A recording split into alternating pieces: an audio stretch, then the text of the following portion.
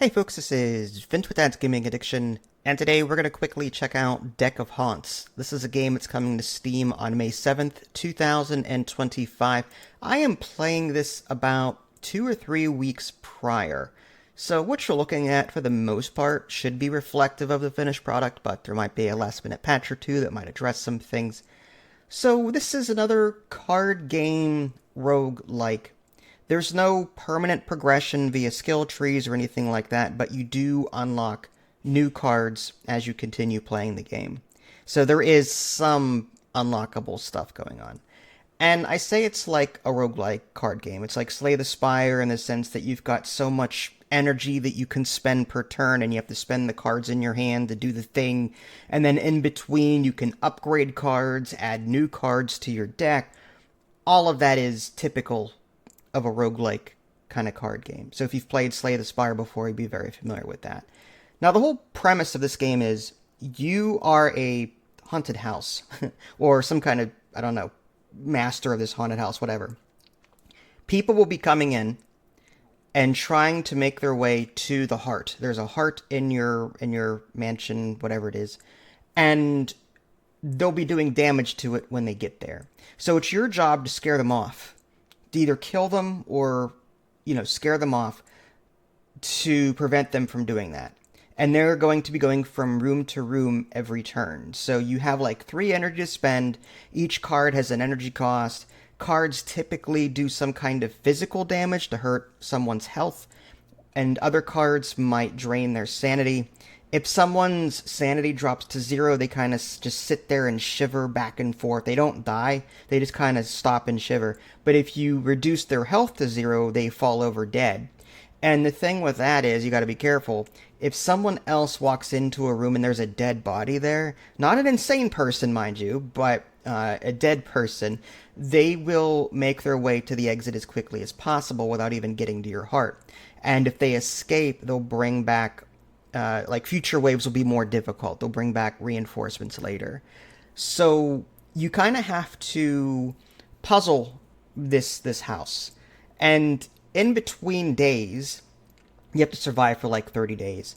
You are able to add new rooms to your house via the essence points that you're given. When you kill someone or drive someone insane, you get these essence points, and you can add more rooms to your mansion. And you can expand on existing rooms, which is important because even though there's no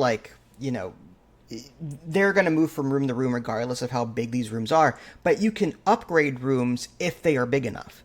So you might get a card offer that says upgrade any room that is 4 tiles or bigger to this thorn room, and every time they walk into this thorn room, they take 1 point of damage. So you can upgrade rooms later if they're big enough.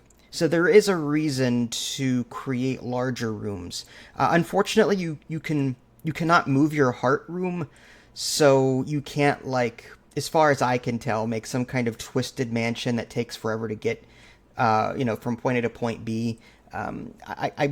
And moving things around also costs essence, so I was kind of hesitant to go too crazy on that. My strategy was create as many side rooms as possible so that they'd split up, because some of the cards I had were like, deal 4 points of damage to this character and 4 points of sanity to this character if they're alone.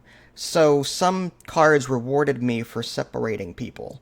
Now, you will experience some people that come in later that are a lot more difficult, like police officers, for example. They've got more health, they can kick down doors. Even if you play a card that sort of locks people into that room for that turn, they can kick the door right open. So the game, is going to throw harder and harder humans at you that you have to try and either kill or scare off or drive insane.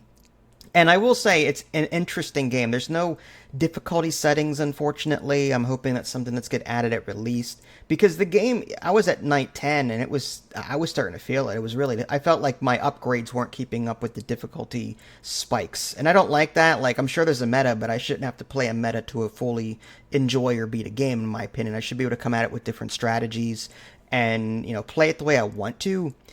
But, I'm hoping that balance thing gets addressed, closer to release. But all in all, not a bad game. I'm going to thumb it up because it is different from the other roguelike card games out there. I wish there was permanent progression unlocks. Yeah, again, you unlock cards, but that's about it. So, anyway, this is Vince. Thanks for watching. Catch y'all next time. Take care.